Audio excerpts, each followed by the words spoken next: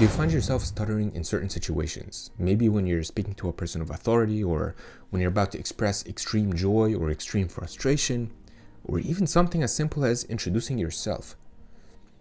If that is the case, I want to share with you that stuttering isn't just a speech issue.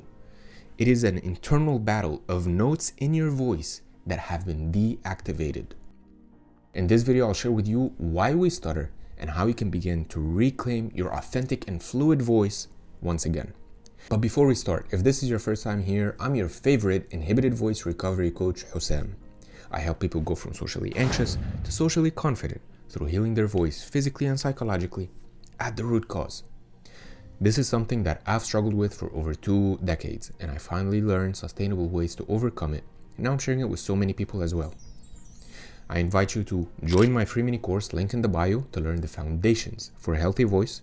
And if you feel the need to fast track your results, find yourself securing a complimentary call and I'll speak to you personally.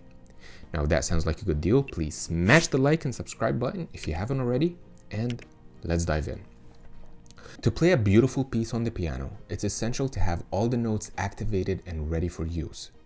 If your voice doesn't have any of these notes activated, your mind will automatically break down the phrases into 2, 3, 4, even 5 parts to work around the missing notes. Instead of speaking fluidly and continuously, you would find yourself speaking in short staccato bursts. This fragmented speech is less effective, less appealing, and less captivating to your listeners.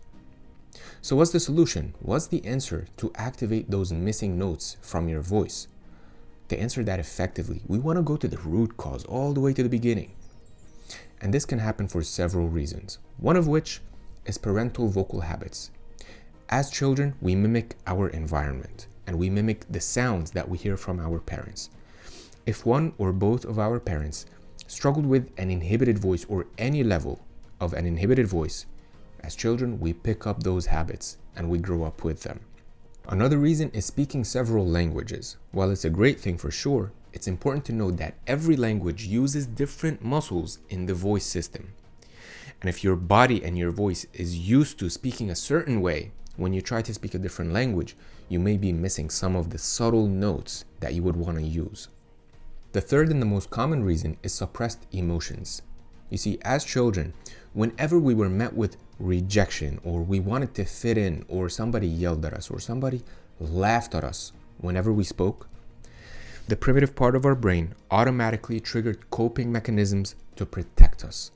Now, these coping mechanisms can be tightness in the belly, the chest, and the throat, stifling our vocal expression, because that primitive part of the brain believes that if you cannot speak, you're safe, nobody's gonna laugh at you. If you cannot speak, you're safe, nobody's gonna reject you or scream at you.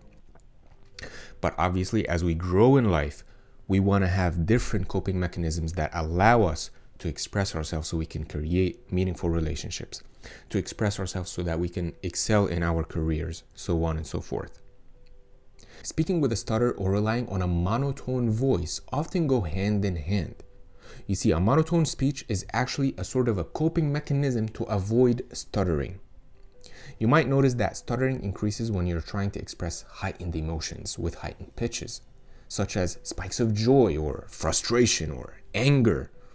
All that being said, the most powerful approach I've discovered that has helped me tremendously overcome my stutter and all my inhibited voice problems, and is currently helping many of my clients, is a twofold strategy, healing both the root cause emotionally and psychologically, and the physical voice itself.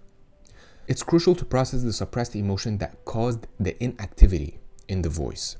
This way, the nervous system releases the tightness that has been created for protective and survival purposes.